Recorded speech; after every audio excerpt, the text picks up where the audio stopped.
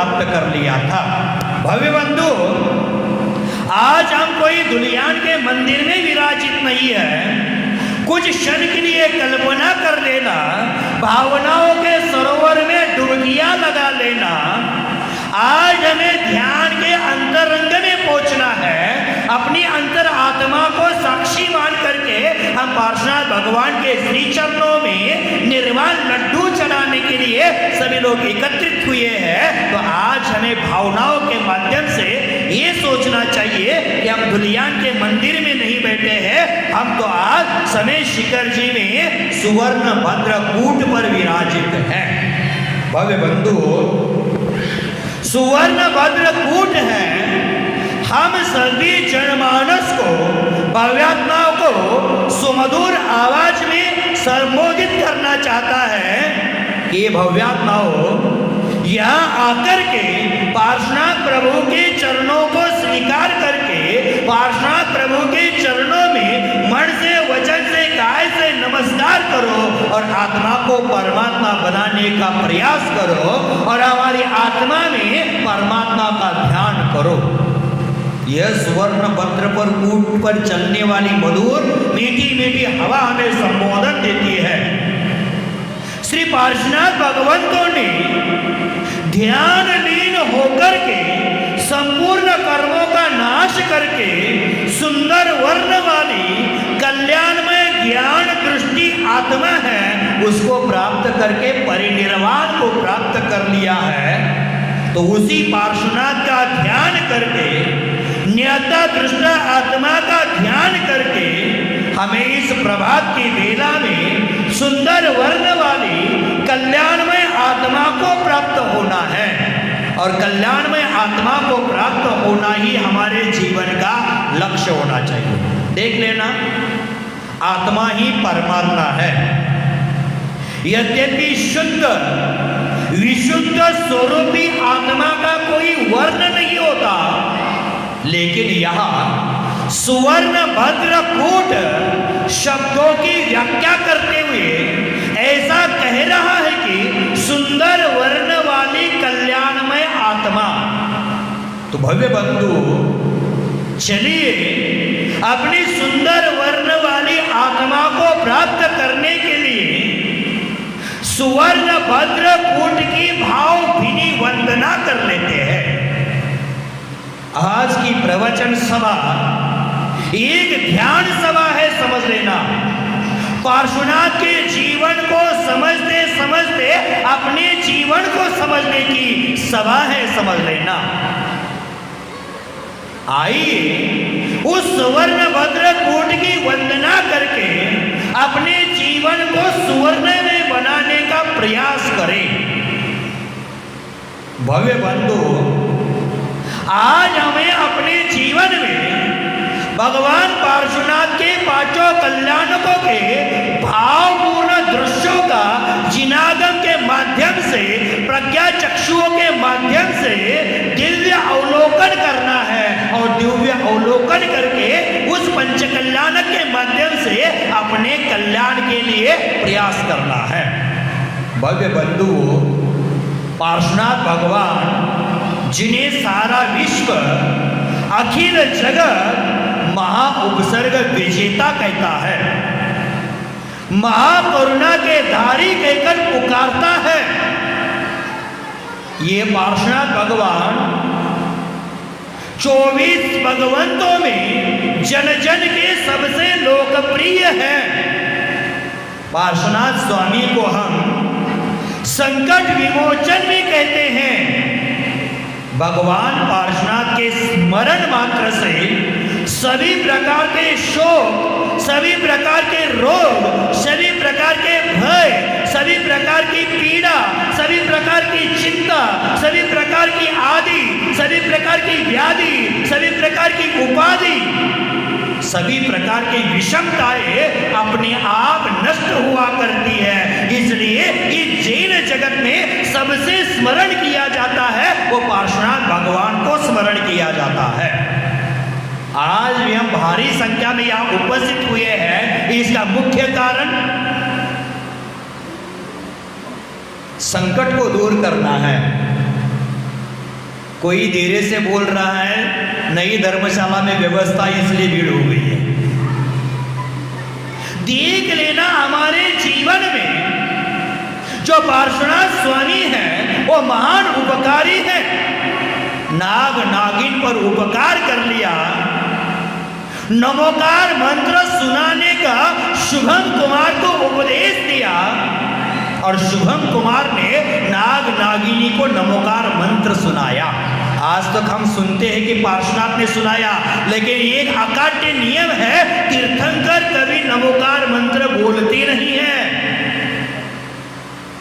जब दीक्षा को ग्रहण करते हैं, पंचमुष्टि केशलोच करते हैं, उस समय भी सिद्धों का स्मरण करते हैं। हम यहाँ रोज शांति धारा के प्रारंभ में ओम नमः सिद्धेभ्यः बोलते हैं, लेकिन तीर्थंकर ओम नहीं बोलते हैं, नमः सिद्धेभ्यः बोलते हैं, क्योंकि ओम का उच्चारण करेंगे तो पंच परमेश्वर उसमें गर्भित है। तीर्थंकर कभी नमोकार का उच्चारण नहीं करते, इसलिए उन्होंने शुभम कुमार नाम का जो राजकुमार था उनको उपदेश दिया और उन्होंने नाग नागिनी को नमोकार सुनाया। उस नमोकार के प्रभाव से वह नाग नागिन आगे भव में आकर धरणेन्द्र पद्मावती बने। इसलिए पार्श्वनाथ भगवान सबके परम उपकारी है। भगवान पार्श्वनाथ की पूजा हर मंदिरों में नैमित्तिक की जाती है। वहां के मूल नायक पार्श्वनाथ हो अथवा नहीं हो, पूजा नहीं तो कम से कम सभी लोगों को उनकी अर्घ्य तो कंठस्थ होती है। भगवान पार्श्वनाथ का पूजन करने से, अर्चन करने से, उनको वंदन करने से, उनके गुणों का स्मरण करने से तत्काल ही चिंतामणि रत्न के समान चिंतित फल की प्राप्ति हो जाती है। जिन पार्श्वनाथ के श्री चरणों का स्पर्श है, हमारी आत्मा को सुंदर सुवर्ण वर्ण वाली परम आत्मा बना देती है। ऐसे अपने परम आराध्य प्रभु, उन्होंने आज अपने जीवन का अंतिम लक्ष्य प्राप्त कर लिया, अपने जीवन का ध्येय साध्य कर लिया। वह आज का परम पावन पुनीत दिन है। मोक्ष सप्तमी कहो, मुकुट सप्तमी कहो, अथवा 7 परम स्थानों को प्राप्त करने वाला दिन कहो। भव्य बंधु, आज हमें उस चिंतामणि तुल्य मनोवांछित फल प्रदान करने वाले पार्श्वनाथ भगवान के श्री चरणों में अनन्य श्रद्धा के साथ, अनन्य भक्ति भाव के साथ कोटि कोटि वंदना करना चाहिए। उनके श्री चरणों में नमन करते हुए यही भावना बानी चाहिए, ये भगवान आपने 3 लोक के मुकुट स्वरूप सिद्धशीला को प्राप्त कर लिया है। हमारे जीवन में भी वो शुभ अवसर जल्दी से जल्दी आ जाए, ऐसी भावना करनी चाहिए। चलिए आज के प्रवचन के माध्यम से पार्श्वनाथ के जीवन पर कुछ प्रकाश डाल देते हैं। पार्श्वनाथ भगवान, और आपने जब तीर्थंकर पद प्राप्त करने के पूर्व इसी जम्बू द्वीप में, कौशल देश में, अयोध्या नगरी में आनंद नामक महामांडलेश्वर राजा की पर्याय प्राप्त कर ली थी। आनंद नाम के महामांडलेश्वर राजा की पर्याय में आप हमेशा जिनेंद्र देव की भक्ति में लीन हुआ करते थे। पूर्व पुण्योदय से इंद्र के समान आप भोग भोगते थे। चक्रवर्ती के समान आपके पास वैभव की प्रचुरता थी। चीरकाल तक अपने प्राणों से प्रिय जो प्रजा है उसका पालन पोषण करते रहे, और एक दिन राजमहल में बैठे बैठे दर्पण में अपना मुख निहार रहे थे, अपना चेहरा देख रहे थे, और दर्पण में मुख निहारते निहारते आपके जीव ने, माने महामांडलेश्वर राजा जो आनंद की पर्याय में हृदय को विदीर्ण करने वाली घटना देखते हैं। युवा अवस्थाओं का दुश्मन स्वरूप युवा अवस्थाओं का शत्रु स्वरूप माथे में एक सफेद बाल देख लेते हैं और समझ जाते हैं युवा अवस्थाओं को नष्ट करता हुआ ये बाल है, ये मेरी युवा अवस्थाओं को नष्ट करने के लिए आया है। तभी जाकर संसार, शरीर, भोग, विषय इसके विरक्त होकर के आपके हृदय में वैराग्य का अंकुर उत्पन्न हो जाता है, वैराग्य प्रस्फुटित हो जाता है और आपने अपनी आज्ञाकारी पुत्र और उस पुत्र को अयोध्या का राज सिंहासन सौंप करके राज सिंहासन पर विराजित करके निश्चिंत होकर के निर्विकल्प होकर के जंगल में जाकर दीक्षा को ग्रहण कर लिया समुद्र दत्त मुनिराज के श्री चरणों में। समुद्र दत्त मुनिराज के श्री चरणों में आपने जैनेश्वरी दीक्षा को धारण कर लिया। महामुनि आनंद की पर्याय में 13 प्रकार के चारित्र का पालन किया, 4 प्रकार की आराधनाएं की, सम्यक दर्शन ज्ञान चारित्र की विशुद्धि कर ली, 28 मूल गुण का पालन किया, पंचेंद्रिय का निरोध किया, ध्यान में लीन हो गए और ध्यान में लीन होते हुए 11 अंग का ज्ञान प्राप्त करके पुरानी मात्रा के कल्याण की भावना कर दी और हृदय में अनंत जीवों के प्रति करुणा भाव को जागृत करके तीर्थंकर प्रकृति का बंध प्राप्त कर लिया। देख लेना, पार्श्वनाथ भगवान के बारे में हम जानते हैं, लेकिन पार्श्वनाथ भगवंतों ने तीर्थंकर प्रकृति का बंध महामंडलेश्वर राजा जो आनंद राजा था उसके पर्याय में, आनंद मुनि के पर्याय में रत्नत्रय की आराधना करके दर्शन विशुद्धि आदि षोडश कारण भावनाओं का बार बार चिंतन करते हुए उग्र तपश्चर्या करते हुए तीर्थंकर प्रकृति का बंध कर लिया था। आज आप सभी को ये सवाल पूछना चाहता हूं, पार्श्वनाथ भगवान को सम्यक दर्शन कौन सी पर्याय में प्राप्त हुई थी? जैसे महावीर भगवान को मांस भक्षण करने वाला शेर और शेर की पर्याय में सम्यक दर्शन प्राप्त हुआ था, तो पार्श्वनाथ भगवान को कौन सी पर्याय में सम्यक दर्शन प्राप्त हुआ था? कौन बताएगा? पार्श्वनाथ भगवान को हाथी के पर्याय में सम्यक दर्शन की प्राप्ति हुई थी। जब हाथी जंगल में रहते हुए भी प्रतिमा का पालन कर रहा था, वहां जाकर भी शुद्ध प्रासु भोजन ग्रहण करता था, शुद्ध प्रासु पानी ग्रहण करता था और अंत समय पानी पीने के लिए जा रहा था, कीचड़ में फंस गया और वही समाधि मरण को प्राप्त कर लिया और अपने जीवन का उद्धार प्रारंभ कर लिया। और तीर्थंकर प्रकृति का बंध महामंडलेश्वर आनंद राजा और आनंद मुनि की पर्याय में उनको तीर्थंकर प्रकृति का बंध हुआ था। हे भगवान, आपके जीव ने महामुनि आनंद की पर्याय में आयु के अंत में संन्यास विधि के साथ सम्यक दर्शन ज्ञान चारित्र और तप की आराधना के माध्यम से समता भाव पूर्वक प्राणों का विसर्जन कर दिया और यहाँ से जाकर के प्रणत स्वर्ग में अहम इंद्र पद को प्राप्त कर लिया। प्रणत स्वर्ग में शास्त्रोक्त अपने जीव की अहम इंद्र पर्याय में 20 सागर की आयु को प्राप्त कर लिया। 3.5 हाथ शरीर वहां था, लेशा शुक्ल थी और वहां 20 पक्ष के बाद एक बार श्वासोश्वास लेते थे। 20 पक्ष का मतलब होता है 10 महीने के बाद एक बार श्वासोश्वास की क्रिया करते थे। हम कितना श्वास लेते हैं? कितने समय के बाद लेते हैं? कुत्ते का श्वास होता है 1 मिनट में 35 या 36 श्वास होते हैं। मनुष्य के श्वास 1 मिनट में लगभग 10-12 हो जाते हैं। उसको कम करने का प्रयास करो। जिनके श्वासों की गति दीर्घ है उनकी आयु कम हो जाती है, और जिनके सांसों की गति अत्यंत मंद गति से श्वास चल रही है उनकी आयु ज्यादा होती है। जैसे कछुए की सांस मंद गति होती है, इसलिए उनकी आयु लगभग 350, 400, 450 साल तक रहती है। तो वह 20 पक्ष माने 10 महीने के बाद एक बार श्वास लेते थे।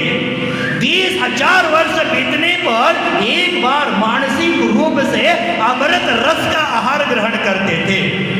मानसिक प्रविचार वहां था, उनका औधिक ज्ञान और औधिक ज्ञान का विस्तार 5वें नरक तक था। सभी प्रकार की वृत्तियों के धारण करने वाले सामानिक आदि देव भी वहां उनके चरणों की पूजा करते थे। स्वर्गीय देव पुनीत सुखों को भोगते हुए 20 सागर की आयु से मात्र 6 महीना शेष रह गया। अहम इंद्र पर्याय में आपने उपयोग विशेष रूप से सिद्ध भगवंतों की बिंबों की आराधना करने में लगाया और ध्यान में सुदृढ़ कर लिया, स्थिर कर लिया, और वहां 6 महीना शेष रह गया। तब जाकर सौधर्म इंद्र ने अवधि ज्ञान रूपी नेत्र से ज्ञात कर लिया कि प्रणत स्वर्ग में 20 सागर की आयु पूर्ण करके आज से 6 महीने के बाद आप तीर्थंकर के रूप में जम्बू द्वीप के भरत क्षेत्र के आर्यखंड के काशी देश में बनारस नगर में कश्यप गोत्र में उत्पन्न धर्मनिष्ठ विश्वसेन राजा और महारानी वामा देवी के पावन आंगन में जन्म लेने वाले हैं। ऐसा सोच करके वहां से सौधर्म इंद्र आज्ञाकारी कुबेर को आज्ञा देकर के 15 महीने रत्न वृष्टि प्रारंभ कर देता है। प्रतिदिन 12.5 करोड़ रत्नों की वर्षा होती है।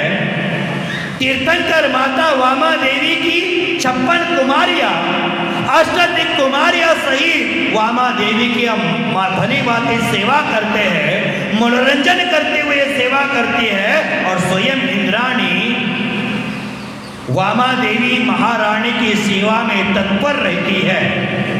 तभी पार्श्वनाथ का जीव जो अहम इंद्र था वहां से प्रणत विमान को त्याग करके वामा देवी के गर्भ में शुभ सूचक 16 स्वप्न दिखा करके उनके गर्भ में प्रवेश कर जाता है, और प्रवेश में वामा देवी के शुभ सूचक मुख में हाथी प्रवेश कर लेता है। वह दिन था वैशाख कृष्ण द्वितीया, विशाखा नक्षत्र, और उसी दिन आपका गर्भ कल्याण सभी ने हर्षोल्लास के साथ मनाया था।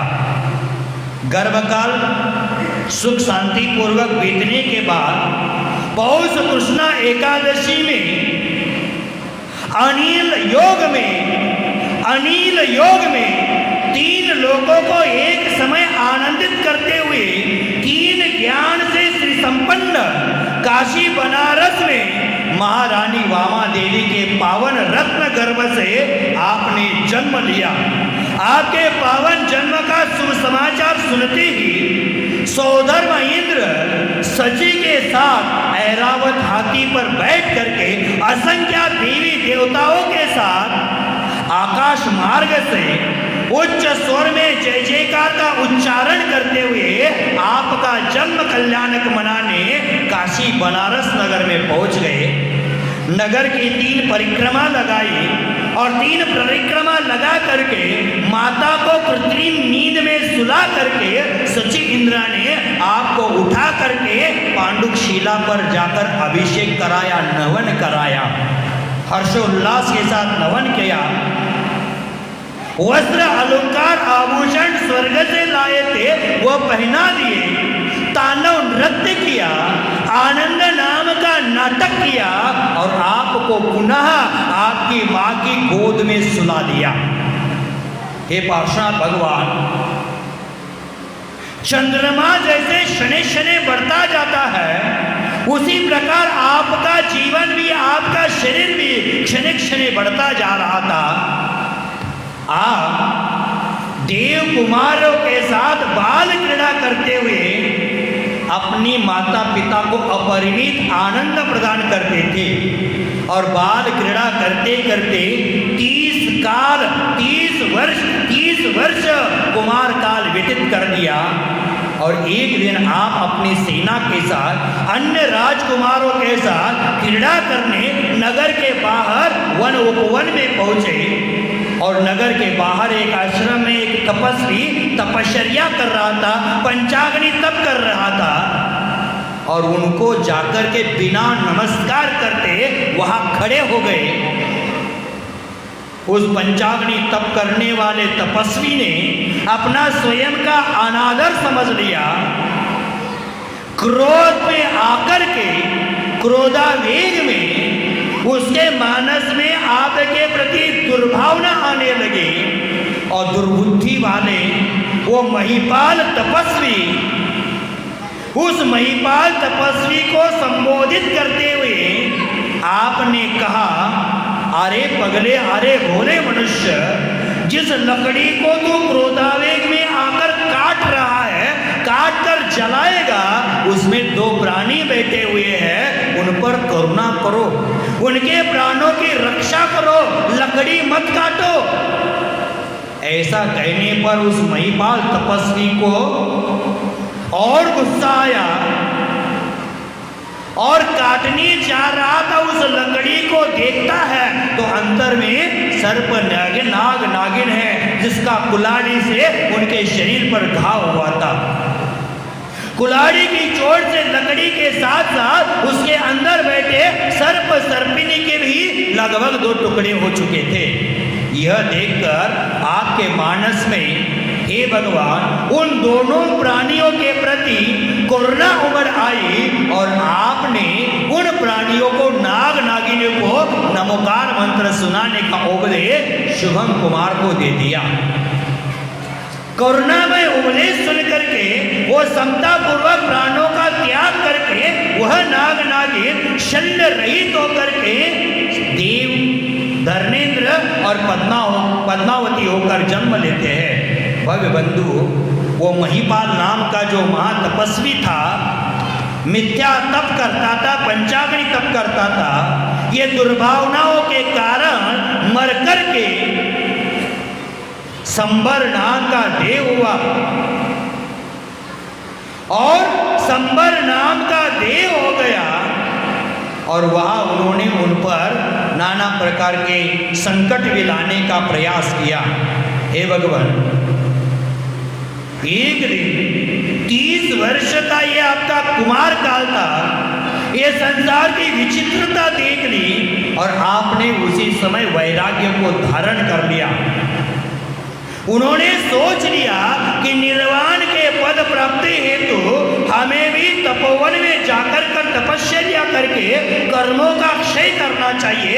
ऐसा सोच करके 12 भावनाओं का चिंतन करने में जब लीन हुए तब सारस्वत जाति के लोकांकिक देव आ गए और उनके वैराग्य मुद्रा देख करके उनके वैराग्य की अनुमोदना किए और उनको स्वर्ग में विमला नाम की पालकी लेकर आए और उस विमला नाम के पालकी में बिठा करके दीक्षा वन की ओर ले गए। और उस समय आपने 300 राजाओं के साथ तपोवन में पहुंच करके अश्ववन में पहुंच करके पौष कृष्णा एकादशी के पावन दिन में 300 राजाओं के साथ संपूर्ण वस्त्रालंकारों का त्याग कर लिया, अंतरंग बहिरंग परिग्रह का त्याग कर लिया और नमः सिद्धेभ्यः बोल करके पंचविष्टि केश रोज करके सिद्ध भगवंतों को अपना गुरु स्वीकार करके दीक्षा को ग्रहण कर लिया।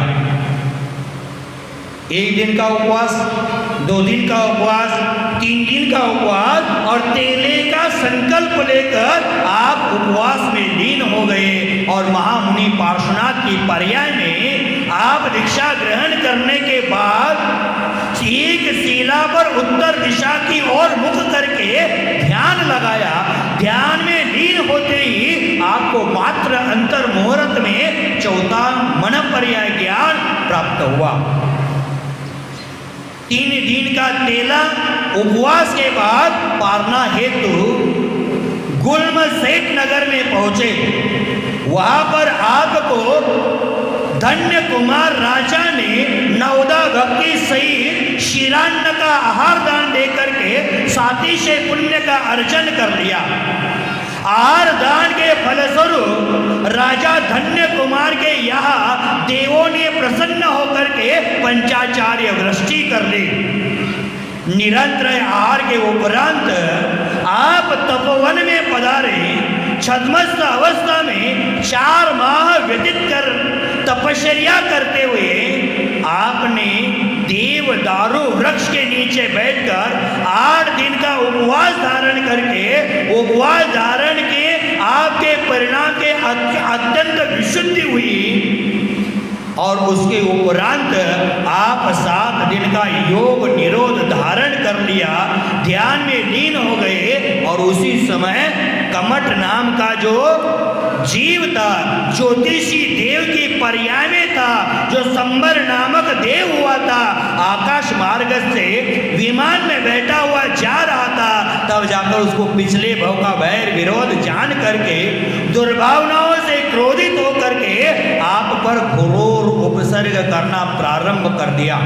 1 दिन नहीं, 2 दिन नहीं, 3 दिन नहीं, 7 दिन तक आपके ऊपर उसने मुसलधारा वर्षा कर दी। यमराज के समान मोटे मोटे बड़े बड़े पत्थर बरसाए, पिशाचों के समूहों को उपद्रव करने के लिए भेज दिया। जितना वह अपनी विक्रिया के माध्यम से उपसर्ग कर सकता था उतना उपसर्ग कर लिया। लेकिन भगवान आप उपसर्ग में अपने स्वरूप से टस से मस नहीं हुए और आपको केवल ज्ञान की प्राप्ति हो गई। जैसे केवल ज्ञान की प्राप्ति हो गई, धर्मेंद्र पद्मावती का पूर्व भव उनको याद आया और उन्होंने आकर के आपके मस्तक पर छत्र धारण कर लिया। भव्य बंधु, उसके उपरांत शुक्ल ध्यान में प्रवेश करते हुए चैत्र कृष्णा चतुर्दशी के दिन विशाखा नक्षत्र में पृथकत्व वितर्क ध्यान में प्रवेश करके, एकत्व वितर्क ध्यान में प्रवेश करके आपने मोहनीय कर्म का नाश करके 46 गुणों से युक्त होकर के केवल ज्ञान की प्राप्ति कर ली।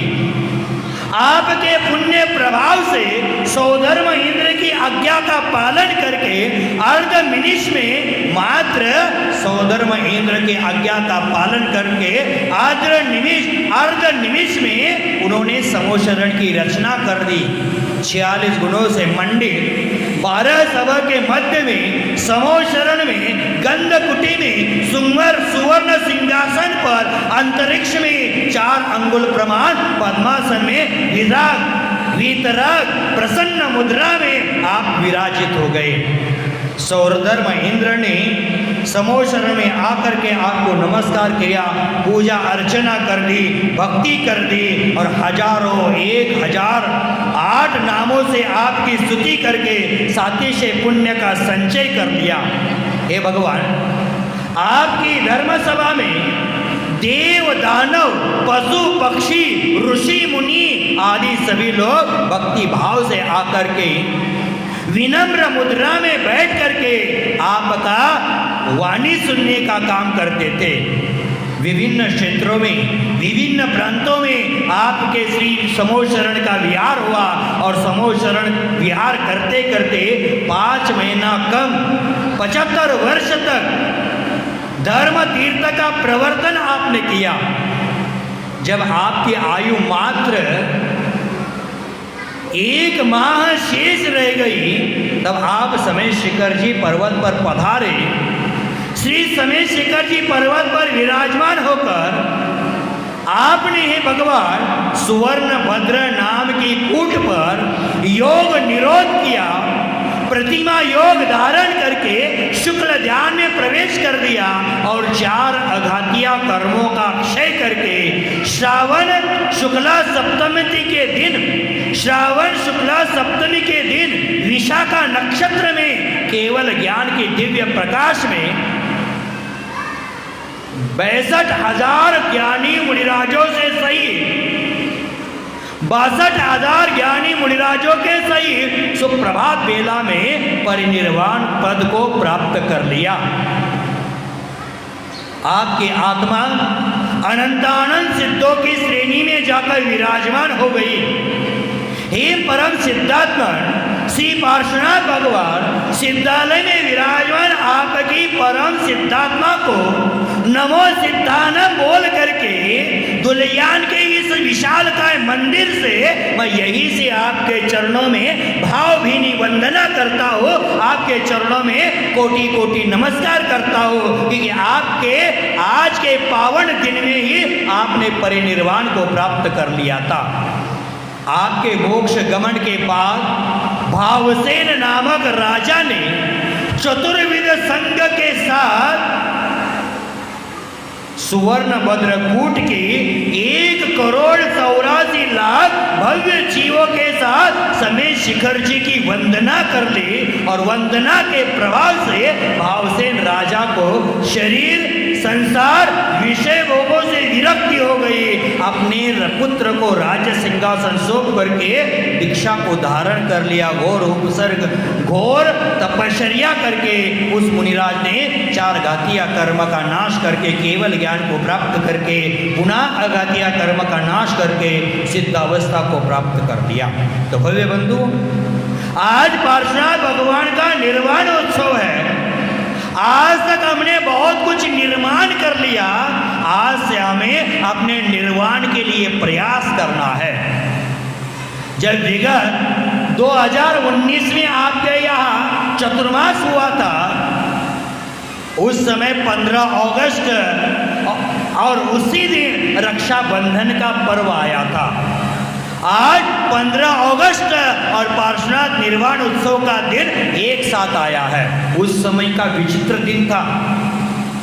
15 अगस्त है, हम स्वतंत्रता के उपलक्ष्य में राष्ट्र के प्रति निष्ठा के रूप में मना रहे थे, और दूसरी ओर बंधन का दिन था, रक्षा का बंधन। एक भाई एक बहन अपने भाई की कलाई पर राखी बांध करके रक्षा के बंधन में अपने भाई को बांध रही थी।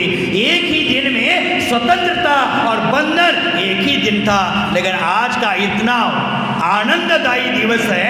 एक तो राष्ट्र को स्वतंत्रता मिली, 150 साल तक ब्रिटिशों ने हमें परतंत्रता में झुलसाया था, परतंत्रता के कीचड़ में स्वतंत्रता का रस फंसा हुआ था, उसको आज के दिन निकालने का कार्य किया। आज राष्ट्र को, देश को स्वतंत्रता मिली है, और उसी के साथ साथ आज पार्श्वनाथ भगवान को अनादि काल से अनादि संसार में भ्रमण करते हुए आज के पावन दिन में कर्मों से स्वतंत्रता प्राप्त हो गई है। आज वो इंडिपेंडेंट हो गए हैं, हम आउट डिपेंड होते हैं इसलिए दुखी है, लेकिन पार्श्वनाथ आज इंडिपेंडेंट हो गए थे, अपनी अंतरात्मा में लीन हुए थे, बाहर के विकल्पों का त्याग किया था, तभी जाकर वह कर्मों से स्वतंत्र हो गए। भव्य बंधु, हमें भी संकल्प करना है, हमारी ऊर्जा जो आउट की ओर जा रही है उसको इन की ओर करना है, हमारी ऊर्जा हमारी शक्ति जो बाहर की ओर जा रही है उसको अंदर की ओर लगाना है। हम भी पार्श्वनाथ भगवान जैसे मोक्ष जा सकते हैं। दूसरे के निर्वाण लड्डू कितने चढ़ाए, दूसरे के निर्वाण लड्डू में, निर्वाण कल्याणक में कितनी मिठाई खाई, कितनी मिठाई बांटी, लेकिन अपने जीवन को मीठा बनाना हम भूल गए हैं, अपने जीवन का कल्याण करना हम भूल गए हैं। हमें अपने जीवन का कल्याण करने का प्रयास करना चाहिए। आज भगवान पार्श्वनाथ के निर्वाण उत्सव के निमित्त हमने अल्प शब्दों में उनकी जीवनी आपके समक्ष रखने का प्रयास किया है, क्योंकि आपके नगर के कार्यक्षम कर्मठ मंत्राणी ने कल कहा था कि महाराज श्री पार्श्वनाथ के जीवनी के बारे में कुछ हमारे लिए प्रकाश डालो, तो वो डालने का प्रयास किया है। आप अपने जीवन में पार्श्वनाथ की जीवनी समझ करके उनके समान क्षमा भाव को धारण करके, समता भाव को धारण करके, रत्नत्रय का वैभव प्राप्त करके, 4 प्रकार की आराधना करके, 12 प्रकार की तपश्चर्या करके, केवल ज्ञान की प्राप्ति करके एक दिन निर्वाण की प्राप्ति करें, यही मंगल भावना करते हैं। आज हम सभी लोग भगवान पार्श्वनाथ का निर्वाण उत्सव मनाने आए हैं। उनकी जीवनी को आत्मसात करके आप भी जल्दी से जल्दी निर्वाण की प्राप्ति कर